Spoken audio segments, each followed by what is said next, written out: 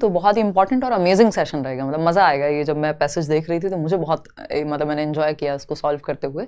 और समझते हैं कि आप पैसेज जिसका वेटेज बहुत ज़्यादा है, यानी अगर हम देखें तो 30 नंबर के पैसेज हैं आपके 150 नंबर में से, यानी हिंदी और इंग्लिश में, हिंदी में आएगा एक 7 नंबर का पैसेज, एक 8 नंबर का पैसेज, यानी 15 नंबर के पैसेज एक लैंग्वेज में। ऐसे ही दूसरी लैंग्वेज में भी 15 नंबर के पैसेज, जो भी आपने ली हो, हिंदी हो संस्कृत हो, यानी 30 नंबर के पैसेज जो है 4 आपके आते हैं। पैसेज को सॉल्व करने की एक अप्रोच होती है, पैसेज तो कभी सेम आता नहीं है कि वही पैसेज रिपीट होकर आ जाएगा, लेकिन इसमें 2-3 बातें या कुछ ऐसी चीजें जो हमें ध्यान में रखनी चाहिए पैसेज को सॉल्व करते हुए। वो क्या ट्रिक्स कह लो आप उनको, या एक थोड़ा सा कॉमन सेंस कह लो, तो डिस्कस करेंगे हिंदी इंग्लिश या जिस भी पैसेज को आप सॉल्व कर रहे हैं, गद्यांश हो, पद्यांश हो, पैसेज हो। 3 पैसेजेस आज हम सॉल्व करेंगे, जिसमें एक हम पद्य को लेंगे, 2 गद्यांश लेंगे। तो समझते हैं कहानी कैसे रहेगी। और आज मैंने हिंदी के पैसेजेस को लिया है, फिर धीरे धीरे करके हम लोग, मतलब एक सेशन में कोशिश करूंगी इंग्लिश का भी ले पाऊँ। वैसे मैंने प्रीवियसली एक इंग्लिश का पैसेज सॉल्व कराया हुआ है पुराने सेशंस में, ये टेलीग्राम चैनल पे। वैसे तो ये इस बार के ही आए हुए पैसेजेस हैं। आपसे एक और अनुरोध है कि जब आप पैसेज सॉल्व करें तो सिर्फ सीटेट के प्रीवियस ईयर का करें और कोई पैसेज ना करें। उसका रीजन ये है कि वो एक पैटर्न होता है, थॉट प्रोसेस होता है, वो उस तरह के पैसेजेस देते हैं, रिपीट नहीं होगा। लेकिन आप किसी और एग्जाम के पैसेज या एमआई कोई भी वेबसाइट पर रैंडमली पैसेज सॉल्व करेंगे, उससे बहुत ही बेहतर है कि आप सिर्फ प्रीवियस ईयर के पैसेजेस सॉल्व करें। उससे आपकी अप्रोच डेवलप हो जाएगी, क्योंकि वही पैटर्न रहता है। कई सारे क्वेश्चन तो ऐसे होते हैं आपको पैसेज पढ़ने की जरूरत भी नहीं है, आप डायरेक्ट कर सकते हैं। तो समझते हैं ये स्कोरिंग रहते हैं पैसेज, कम मेहनत में ज्यादा आप इससे क्या निकाल सकते हैं, आउटपुट लेकर के आ सकते हैं। और देखते हैं कि ग्रामर की जरूरत क्यों नहीं होती है आपको। जब आप ये कर रहे हो तो ग्रामर पढ़ के जाने की आवश्यकता सच नहीं होती है हिंदी और इंग्लिश लैंग्वेज में, क्योंकि 15 नंबर में पेडागोजी है और बाकी के बचे हुए 15 नंबर में 2 पैसेज आते हैं, चाहे कोई भी लैंग्वेज हो। तो हमें ये बात पता है कि ग्रामर महत्वपूर्ण नहीं है, एंड मोमेंट पे तो बिल्कुल नहीं पढ़नी है। पहले से आपने बेसिक ग्रामर पढ़ने का आपका मन किया हो, आपने पढ़ लियो, बहुत अच्छी बात है। बट अगर आप ग्रामर नहीं भी पढ़ के जाते हैं तो भी आप पेपर में नंबर लेकर के बढ़िया आ सकते हैं। तो समझते हैं 30 नंबर की कोई भी लैंग्वेज पेडागोजी होती है आपकी, जिसमें से 15 नंबर आपके पेडागोजी के हैं और 15 नंबर उसके लिए प्लेलिस्ट नोट्स वगैरह सब दिए हुए हैं आपको। और 15 नंबर में ये 2 पैसेज आते हैं, एक पैसेज बड़ा, एक छोटा।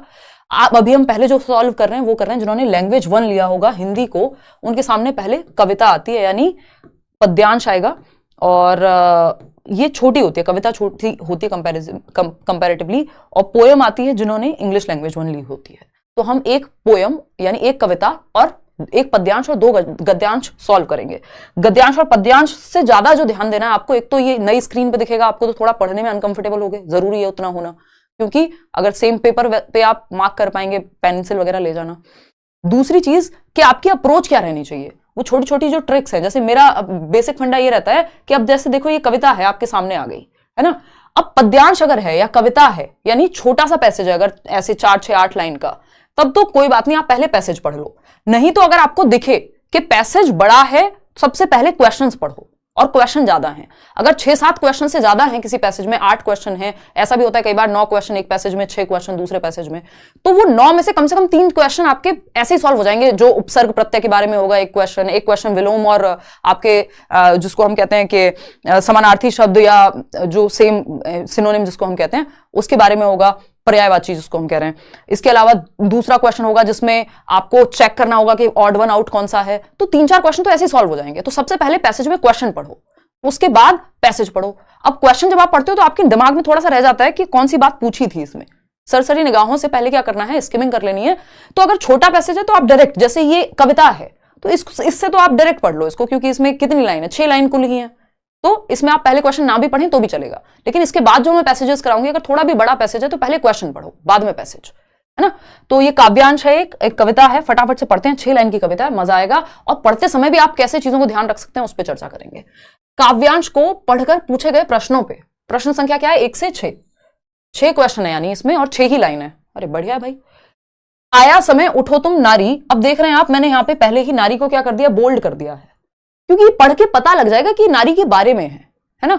आया समय उठो तुम नारी, युग निर्माण तुम्हें करना है। ऐसे भारी भारी शब्द को पहले ही दिमाग में रखो, हाईलाइट कर लो। आया समय उठो तुम नारी, तुम्हें करना है, युग निर्माण तुम्हें करना है। ये 2 लाइन हो गई। आजादी की खुदी नींव में तुम्हें प्रगति पत्थर भरना है। चलो ठीक है। अपने को कमजोर न समझो, जननी हो संपूर्ण जगत की, गौरव हो। मतलब नारी के बारे में बात हो रही है, नारी इसलिए हाईलाइट कर लिया, 6 ही तो लाइन है। तो ये तो कॉमन सेंस है हमारा। अगर हम प्रैक्टिस नहीं करेंगे तो ये कॉमन सेंस डेवलप नहीं होगा। ये मत सोचेगा सीधा पेपर में बैठेंगे जाके और दिमाग इतनी ही स्पीड से चलेगा, है ना। तो नारी के बारे में है, फटाफट से क्वेश्चन देखते हैं। अब पहला क्वेश्चन है, कविता का मुख्य स्वर है गौरव गाथा, युग निर्माण, स्त्री शक्ति या स्वतंत्रता? फटाफट से पोल मैडम। हाँ, तो पोल में आप जवाब देंगे। अब कविता का मुख्य स्वर स्त्री शक्ति है, यही दिख रहा है हमें तो, है ना। आया समय उठो तुम नारी, युग निर्माण तुम्हें करना है। ये युग निर्माण के बारे में नहीं है, नारी के द्वारा युग निर्माण के बारे में है। तो इसमें कि अपने को कमजोर न समझो, जननी हो संपूर्ण जगत की, तो ये क्या हुआ, नारी शक्ति की बात हो रही है यहाँ पे, स्त्री शक्ति की बात हो रही है। गौरव गाथा और वो सारी सेकेंडरी बातें हैं। तो आपको अगर दिन को रात कहे ना पैसेज, तो दिन को रात कहना है। जो तुमको वो पसंद वही बात कहेंगे, वही वाली बात है। अगर पैसेज में दिन को रात लिखा है तो दिन को रात जवाब देना है, ठीक है ना। तो यहाँ पे स्त्री शक्ति, सिंपल जवाब, कोई दिक्कत वाली बात है ही नहीं। बाकी क्यों नहीं है, क्योंकि जो मुख्य यहाँ पे स्वर है या जिसको संबोधित किया जा रहा है वो नारी है पैसेज में, ठीक है ना। युग निर्माण, स्वतंत्रता, ये नारी शक्ति के द्वारा या स्त्री शक्ति के द्वारा करने की बात की गई है। तो थर्ड ऑप्शन ही सही है। आगे बढ़ते हैं, क्वेश्चन नंबर 2 पर चलेंगे। अगेन पैसेज हमारे सामने है, तो पहले क्वेश्चन नंबर 2 ही पढ़ लेते हैं। कविता के अनुसार स्वतंत्रता प्राप्ति में स्त्री की भूमिका डैश है, क्या औसत है, संज्ञान योग्य है, नगण्य है या अप्रासंगिक है? अगर आपने अब दोबारा पैसेज को नहीं भी देखा तब भी आप जवाब दे सकते हैं कि भाई नारी की शक्ति को या स्त्री शक्ति को महत्वपूर्ण बताया है कि जो युग निर्माण के पत्थर हैं उसको तुम्हें ही नींव रखनी है और इस तरह की बातें कही हैं, अपने आप को कमजोर मत समझो। तो औसत तो नहीं हो सकती नारी की भूमिका स्वतंत्रता प्राप्ति में, क्योंकि महत्व दिखाया है पूरी कविता में। तो औसत तो एवरेज होता है, वो तो होगी नहीं। महत्वपूर्ण ही जो पूरा संबोधन ही है वो नारी को लेकर के है। संज्ञान योग्य है, हाँ मतलब ध्यान में रखने योग्य है, जिसपे फोकस किया जाना चाहिए, बात तो सही है। फिर भी देख लेते हैं, नगण्य है यानी 0 है, शून्य के बराबर है, इग्नोरेंट, बहुत ही ज्यादा ध्यान देने योग्य नहीं है, ऐसा नहीं है। अप्रासंगिक है यानी प्रसंग ही नहीं है, कोई प्रसंग ही नहीं उठता, कोई संदर्भ ही नहीं है नारी शक्ति के द्वारा स्वतंत्रता का, ऐसा नहीं है। तो हमें सिंपल पता है पैसेज में जवाब संज्ञान योग्य है, महत्वपूर्ण भूमिका है, तो बिना पढ़े भी दे दिया ये तो जवाब। तो ये थोड़ा सा कॉमन सेंस है, जो आप ज्यादा पैसेज सॉल्व करेंगे और तरीके से करेंगे तो डेवलप हो जाएगा। अब आते हैं क्वेश्चन नंबर 3 पर। स्त्री के लिए किस विशेषण का प्रयोग नहीं किया गया है? खुद से कर लो कोशिश, है ना। 6, अब आपको पता है गौरव की बात इसमें हुई है, अबला का प्रयोग, नींव की बात हुई है, सबला यानी सबल, जिस शक्ति जहां पे होती है। अबला नहीं कहा गया, नारी को अबला नहीं कहा गया, पैसेज में कमजोर नहीं दिखाया गया। स्त्री शक्ति की बात हुई है, यहां पे कमजोरी की तरह देखने की बात नहीं हुई है। एक तरह से वुमेन एम्पावरमेंट पे हम कह सकते हैं ये एक पैसेज है, तो सॉरी कविता है। तो कविता छोटी होती है, सॉल्व करने में आसान होती है, बस समझ में आ जानी चाहिए। तो विशेषण शब्द का कौन सा एक एडजेक्टिव है जो नारी के विषय में नहीं हुआ? तो अबला, हम कहते हैं अबला नारी, बेचारी अबला नारी। अभी बेचारी, अबला, ये सब कैसी बातें हैं जो यहाँ पे हुई ही नहीं है, विशेषण है ही नहीं। तो सबला है, नींव है, गौरव है। एक बार फिर से देख लेते हैं, है ना, कि विशेषण की अगर हम बात करें तो उठो तुम नारी, युग निर्माण तुम्हें करना है, आजादी की खुदी नींव में तुम्हें प्रगति पत्थर भरना है, अपने को कमजोर न समझो। तो अबला तो मतलब ही नहीं है, यहाँ पे कहीं बात ही नहीं हुई, गौरव की बात हुई है। चलिए नेक्स्ट क्वेश्चन पे चलते हैं। क्वेश्चन नंबर है 4। क्वेश्चन नंबर 4 का जवाब दीजिएगा। स्त्री की निर्माणकारी शक्ति का भाव कविता की किस पंक्ति में निहित है? निर्माणकारी शक्ति यानी कि वो कुछ नया बना सकती है। युग निर्माण तुम्हें करना है, आजादी की खुदी नींव, जननी हो संपूर्ण जगत की या कमजोर न समझो। निर्माणकारी शक्ति, युग निर्माण तुम्हें करना है में निर्माणकारी शक्ति जो भाव है, निर्माणकारी शक्ति का मतलब क्या है कि तुम निर्माण कर सकती हो, सिंपल बात। तो ये तो आंख बंद करके भी जवाब दे दोगे, युग निर्माण तुम्हें करना वाली पंक्ति में है, ना कि आजादी की खुदी नींव। और निर्माणकारी की बात यहाँ पे युग निर्माण करने से है, सिंपल बात है, कोई दिक्कत नहीं है इसमें। कमजोर ने समझो नहीं, निर्माणकारी शक्ति पूछा है आपसे, तो आपको पता है यहाँ पे युग निर्माण तुम्हें करना है, तो इसका सिंपल सा मतलब है कि निर्माणकारी शक्ति की बात हो रही है, ठीक है ना। किसका निर्माण करना है? युग का। नेक्स्ट पे आते हैं, सेकेंड लास्ट क्वेश्चन है। कविता के अनुसार स्त्री को गौरवगान करते रहना चाहिए, पत्थर भरने का कार्य ही करना चाहिए। पत्थर भरने की बात तो यहां हुई ही नहीं थी, उन्होंने कहा था कि नींव में पत्थर आपको लगाना है, लेकिन ये लिटरली ले गए इसको, है ना। स्वयं की शक्ति को पहचानना होगा या जननी के रूप में ही रहना होगा। एक तो ये ही वाले जो उत्तर होते हैं ना, ऑप्शन होते हैं, इनसे वैसे ही बचना चाहिए, ये एक तरफा बात करते हैं, है ना। तो यहां पे स्वयं की शक्ति को पहचानना होगा कि अपनी शक्ति को पहचानो, जननी हो तुम, वो जननी कहकर के यहां शक्ति को पहचानने की बात हुई है, ना कि ये कि जननी ही रहो बस, बाकी कुछ मत करो, है ना। तो स्वयं की शक्ति को पहचानो, यही बात इन्होंने पैसेज में की है। इतनी बात क्लियर है, यहां पे लिखा भी हुआ है, देखो, आजादी की खुदी नींव में तुम्हें, ये अपने को कमजोर न समझो, जननी हो संपूर्ण जगत की गौरव हो। तो यहाँ पे युग निर्माण की बात हो रही थी ना कि अब क्वेश्चन नंबर 6 है, इसमें लास्ट क्वेश्चन है।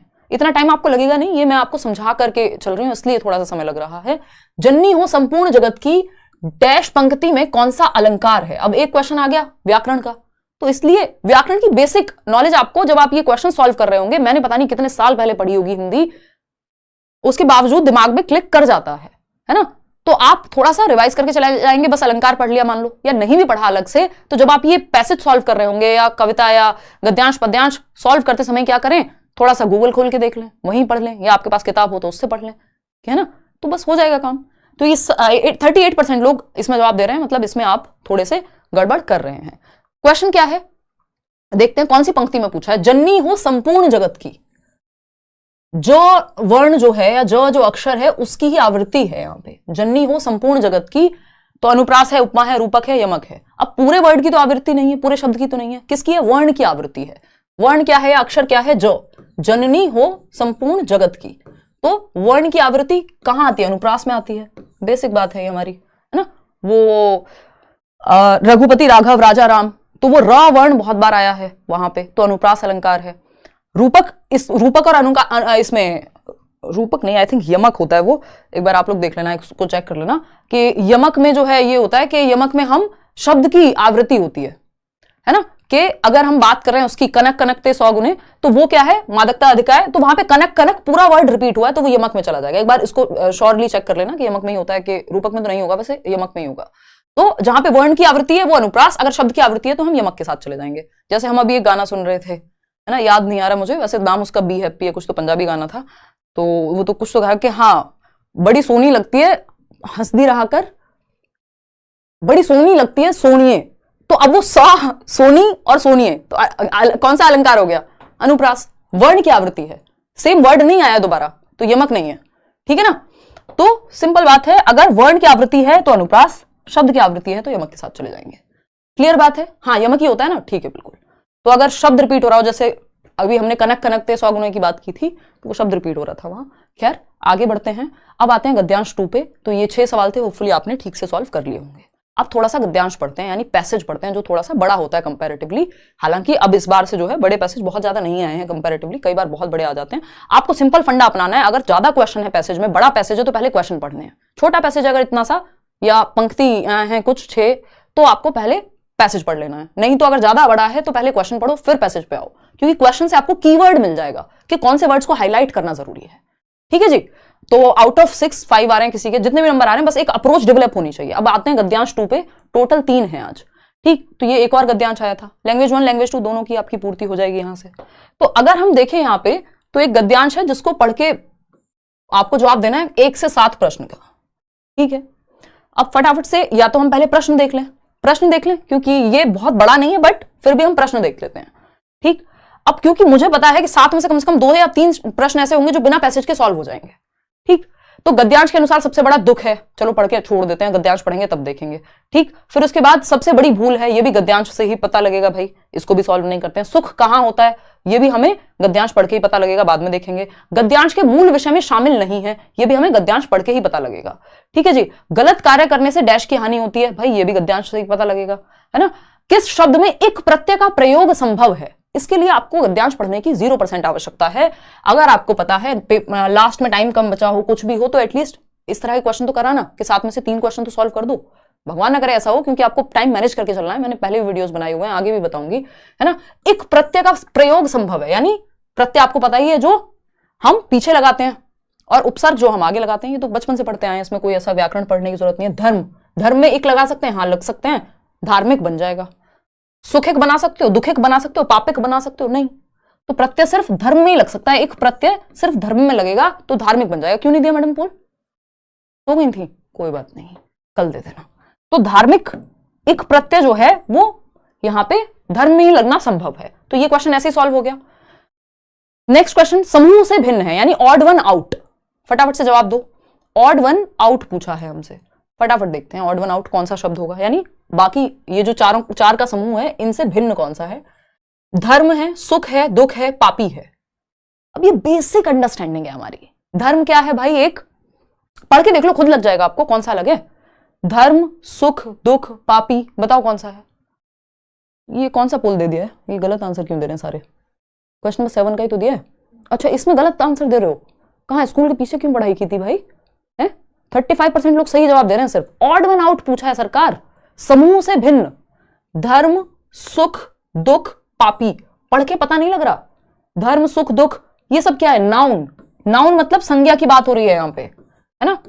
क्या है? संज्ञा है। जबकि पापी, पाप करने वाले को पापी कहोगे ना तो विशेषण हो गया वो। यहां पे बेसिक ये संज्ञा थी, पाप होता तो वो संज्ञा हो जाती, धार्मिक लिखा होता तो अलग हो जाता। तो बाकी तीनों तो संज्ञा है, धर्म है सुख है दुख है, अपने आप में कॉन्सेप्ट की बात हो रही है, कॉमन सेंस भी लगा लो। पापी क्या है? पापी पाप करने वाले को कहेंगे, धर्म को अपने आप में धार्मिक कहेंगे धर्म करने वाले को, तो ऐसा तो लिखा नहीं यहाँ पे। तो पापी अलग हो गया इन तीनों से, क्यों? क्योंकि ये विशेषण की ओर हमें ले जा रहा है, विशेषता है किसी व्यक्ति की। अब कैसी विशेषता है तो आप देख ही रहे हैं, ठीक? तो डी ऑप्शन होगा। फर्स्ट क्यों होगा इसमें? धर्म के पीछे क्यों पड़े हो? क्योंकि पैसेज धर्म के बारे में, भाई ये पैसेज से संबंधित ही नहीं है, ये तो बेसिक कॉमन सेंस वाला क्वेश्चन है, ठीक है? चलो खैर, तो पापी should be the right answer. आगे बढ़ेंगे, अब एक काम करते हैं फटाफट से, गद्यांश 3 पे नहीं जाएंगे, बाकी के क्वेश्चंस। तो 2 क्वेश्चन हमने ऐसे सॉल्व कर लिए, अब हमारे पास 5 क्वेश्चन बचते हैं, और इस बहाने हमने, इतना टाइम आपको लगेगा नहीं क्योंकि हमें स्क्रॉल कर रहे हैं तो ज्यादा समय लग रहा है। तो अब फटाफट से आ जाते हैं अपने पहले क्वेश्चन को पढ़ के पैसेज सॉल्व करेंगे। लास्ट के 2 हमने कर लिए, बस 5 क्वेश्चन अब हमें सॉल्व करने हैं, ठीक है बात? गद्यांश के अनुसार सबसे बड़ा दुख है, अब ये क्वेश्चन देख ले, आते हैं गद्यांश पे। सबसे बड़ा दुख, अगर आप गद्यांश पढ़ेंगे एक बार, है ना, अगर आप पढ़ेंगे गद्यांश तो क्या होगा देखते हैं। जीवन में कभी अभाव का दुख, अब पढ़ते ही मुझे समझ आ गया कि दुख के बारे में बात हो रही है।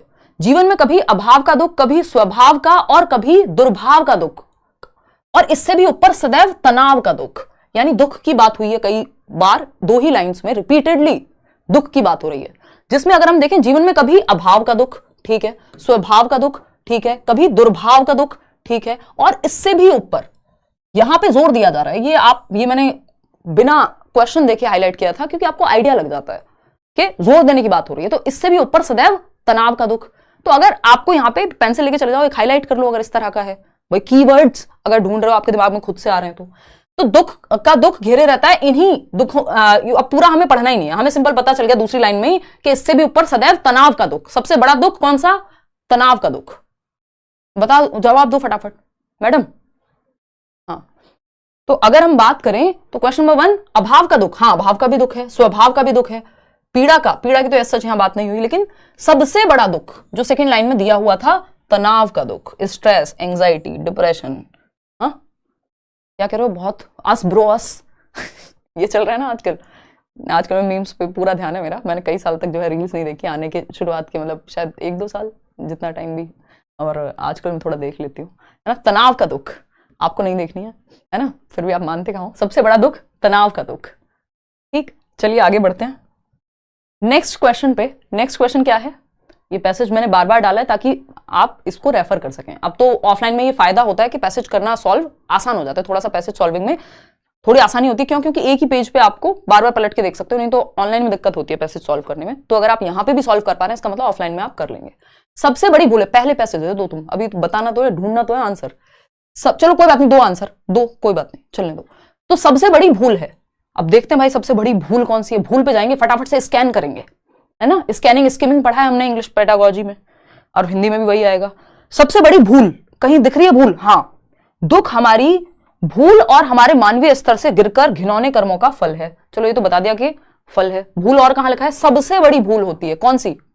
पापों में प्रवेश, नए नए पापों में प्रवेश करने लगते हैं, ये हमारी सबसे बड़ी भूल होती है। अच्छा, दुखों से दूर रहने और सुख पाने की चाह में हम नए नए पापों में प्रवेश करने लगते हैं, ये सबसे बड़ी भूल है। तो ये सीधा स्कैन किया है कि सबसे बड़ी भूल, एक बार देखोगे पता लग जाएगा।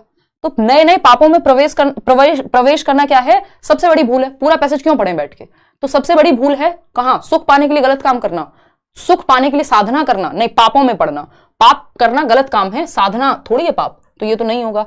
दुख से छुटकारे के लिए संन्यास लेना, तो संन्यास भी एक पॉजिटिव वर्ड हो गया यहां, तो फिर भी दुख से दूर भागना और एकांतवास ये भी नहीं है। सुख पाने के लिए गलत काम करना यानी और पापों में लीन होना। पाप क्या है? गलत काम, सेंस निकालना है। सिंपल, फर्स्ट ऑप्शन सही हो गया। आगे बढ़ते हैं थर्ड क्वेश्चन पे, मजे मजे में सॉल्व करते चले जाओगे, क्या दिक्कत है। सुख कहां होता है? जहां मानवता नहीं होती, जहां धन संपदा हो, जहां धर्म हो, या जहां सुखी लोग होते हैं। ये पहली लाइन में हमने देखा था, सुख वहां होता है जहां धर्म हो। सुख कहाँ होता है? सबसे ऊपर लिखा हुआ है जीवन में कभी दुख का अभाव, ये वो, कभी दुर्भाव। अब देख लेते हैं सुख कहाँ होता है। दुख ये है, ये है, ये है। सुख ढूंढ लो कहीं भी। रहने और सुख पाने की चाह में हम नए नए, ठीक है, एक सुख जाने दो इसको। पाप का फल सुख रोकता है, ठीक है। सुख चाहिए तो पापों से मुक्त होने की चाह जागृत करनी होगी। मिल गया, बस सुख के पीछे पड़ जाओ। कीवर्ड क्या है? सुख। तो एक सुख हमें कहीं मिला था ऊपर, कहीं भी सुख हमें अभी तक दिखा नहीं था। क्या कह रहे हो? जीवन में नहीं दिख रहा है सुख, पैसेज में कहां से दिखेगा? एक सुख यहां है, सुख पाने की चाह में हम नए नए पापों में प्रवेश करते हैं। तीसरी लाइन, पाप का फल सुख रोकता है। सुख चाहिए तो पापों से मुक्त होना होगा, तो चाहिए पे हमें रुकना था चौथा स्कैन करते समय। तो पापों की मुक्त होने की चाह जागृत करनी होगी, यानी पापों से मुक्ति चाहिए तब जाके सुख मिलेगा। ठीक, तो सुख कहां होता है? जहां मानवता नहीं होती। ऐसा तो पॉसिबल नहीं है, पापों में है मानवता नहीं है, मतलब धन संपदा हो, जहां धर्म होता है या जहां सुखी लोग होते हैं। नहीं, जहां धर्म होगा, जहां हम पाप छोड़ेंगे तो धर्म आ जाएगा। सिंपल बात। तो आगे बढ़ेंगे।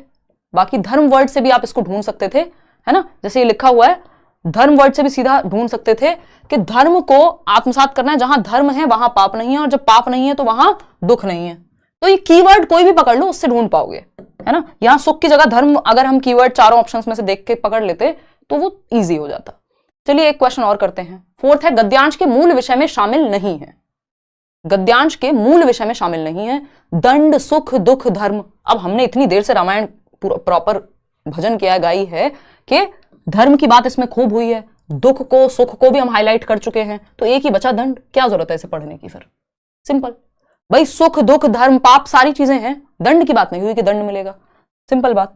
तो और वैसे भी तीनों ऑप्शन तो हम बार बार पढ़ चुके हैं, तो चले गए हम सीधा आंसर पे, क्या दिक्कत है। आते हैं, गलत कार्य करने से डैश की हानि होती है। अब सुख के बारे में है ये, तो सुख की हानि होगी, दुख की हानि तो गलत कार्य करने से नहीं होती, है ना। तो सम्मान की हानि होती है, सुख की हानि होती है या पाप की हानि होती है? चलो दोनों ऑप्शन ऐसे ही हटा देते हैं। मान लिया हमने सम्मान होगा ही नहीं, पाप की हानि होगी ही नहीं, गलत कार्य करने से पाप की हानि थोड़ी होगी, सुख या दुख में से कोई और होगा। वैसे हमें पता है कि सुख की हानि होती है, फिर भी हम क्या करेंगे? हम कीवर्ड पकड़ेंगे। गलत कार्य करने से डैश की हानि होती है, हानि वर्ड पकड़ लो और फटाफट से भागे भागे जाओ पैसेज की तरफ, उड़ते हुए एकदम सुपर वुमेन, सुपरमैन जिसकी भी तरह हानि वर्ड ढूंढ लो फटाफट से। हानि लिखा होगा कहीं तो दुनिया के किसी कोने में, और ये आप तुरंत पकड़ जाओगे। क्यों? क्योंकि और जब बुक पे लिखा होगा तो आसानी से पकड़ जाओगे, ठीक है ना। डा डा डा डा डा डा डा डा डा डा डा डा डा। Okay okay okay okay okay okay okay okay okay okay okay, मुझे ही नहीं मिल रहा हानि। देखो एक बार, जहां धर्म है वहां पाप नहीं है, दुखों से छुटकारा और सुख प्राप्ति का एकमात्र डा डा डा। ठीक है ठीक है ठीक है।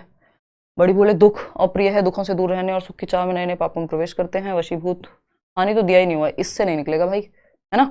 वशीभूत, हम टकराव की जिंदगी जीते, बिखराव का दुख। Second option. कहीं लिखा हुआ है हानि, या सेंस निकालना पड़ेगा? सेंस ही निकालना पड़ेगा, क्योंकि हानि तो मुझे लिखा हुआ कहीं नजर नहीं आ रहा। नहीं तो मेरी ये बहुत तेज पढ़ने वाली आंखें ढूंढ ही लेती हैं अब तक। देख रहे हो, खुद की तारीफ करना जरूरी है भाई, है ना। अपनी, माय फादर यूज्ड टू से कि अपनी पीठ खुद थपथपा लेनी चाहिए कई बार। तो इससे पहले आप कहें आप अच्छा पढ़ते हैं, मैं खुद ही कह देती हूँ मैं अच्छा पढ़ती हूँ। देखो एक बार, गलत कार्य करने से डैश की हानि होती है। तो अब यहाँ पे हानि तो इन्होंने शायद नहीं लिखा हुआ, किसी को दिख रहा हो तो बता दो।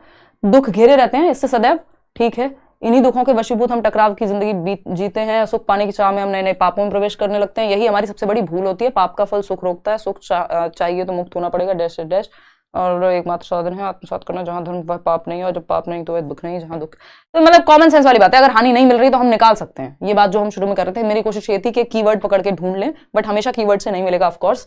तो गलत कार्य करने से सुख की हानि होगी, सुख में कमी, सुख के गायब होने का। अब ये सेंस निकाल लिया हमने, डायरेक्ट वर्ड नहीं मिला लेकिन सेंस से हम चले गए, ठीक है।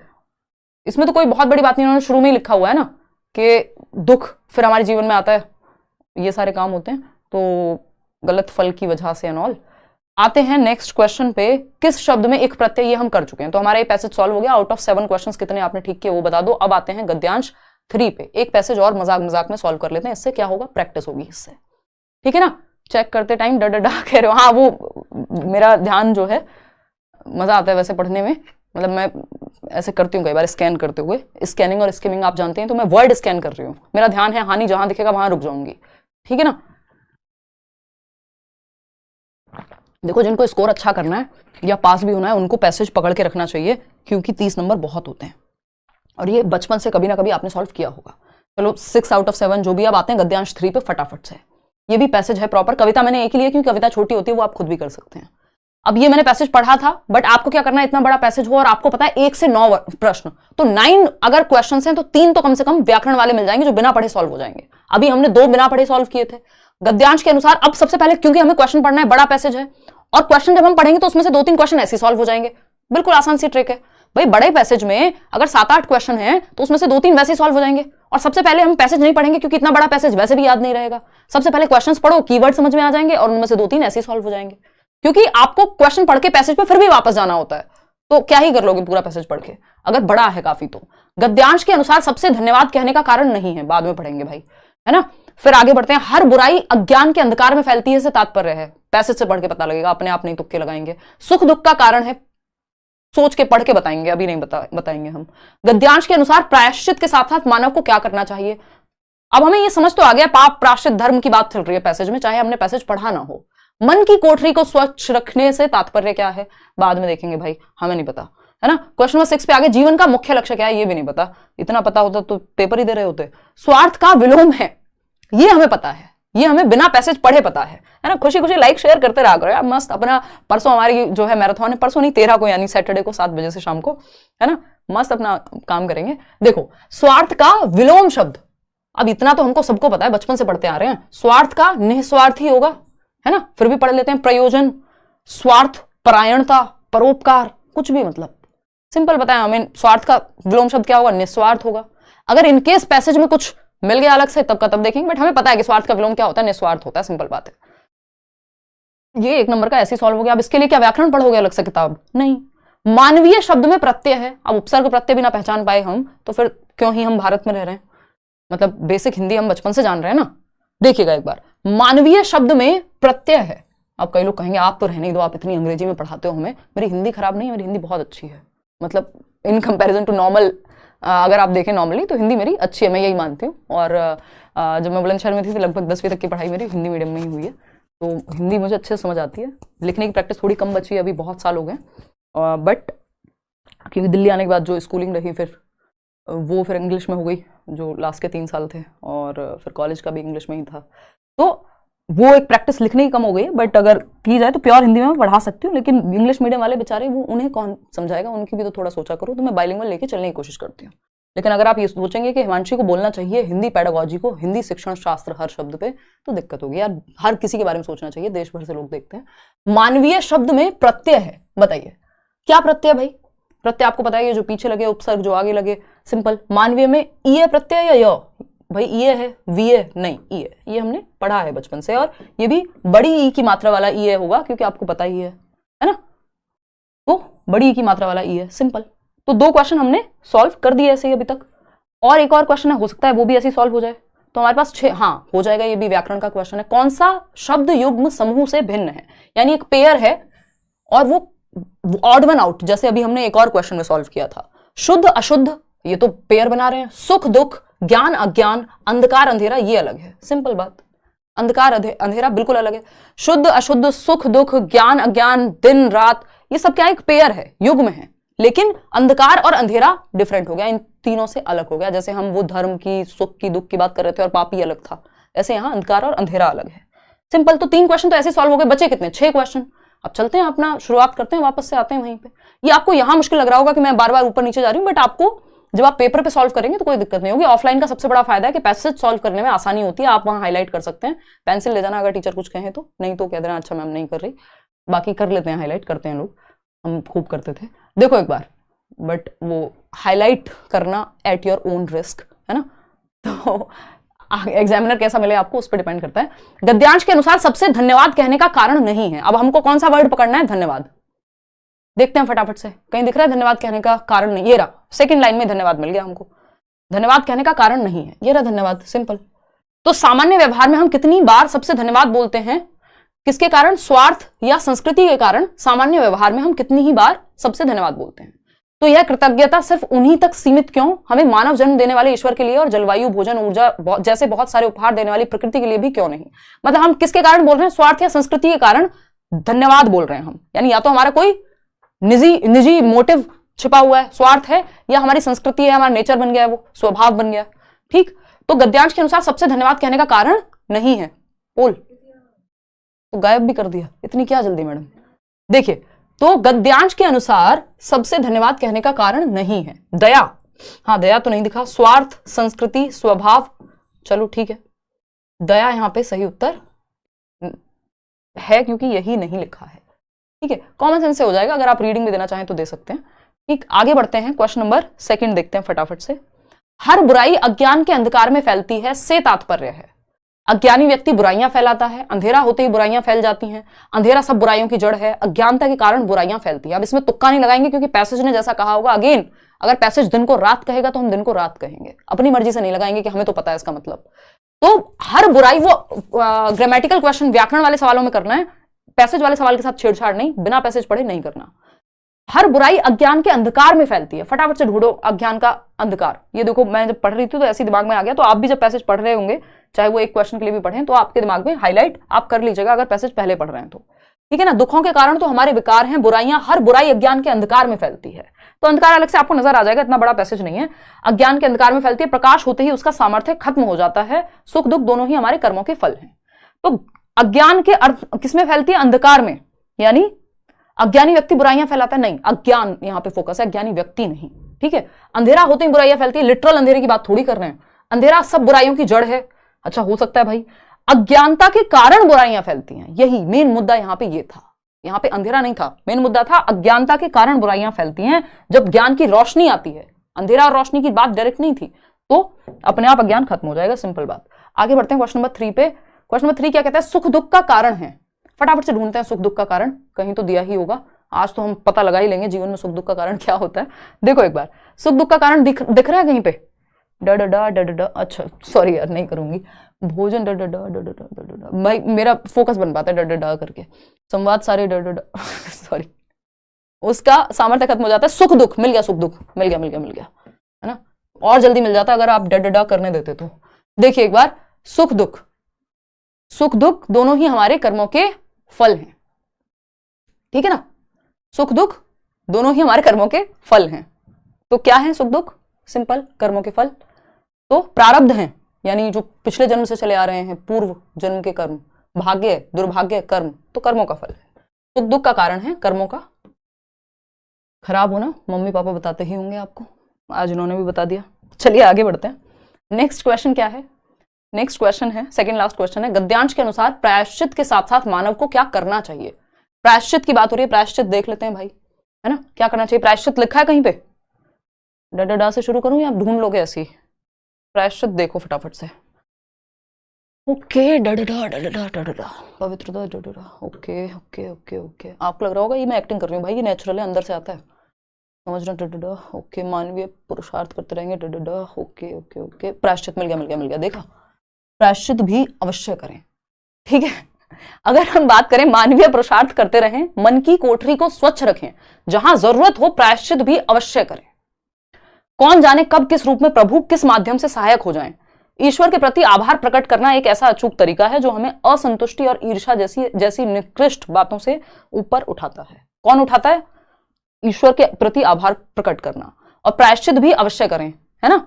किस चीज के लिए सुख नहीं पाया जा सकता? मानवीय पुरुषार्थ करते रहें और मन की कोठरी को स्वच्छ रखें। तो मन की कोठरी को स्वच्छ रखने के लिए प्रायश्चित करना आवश्यक है।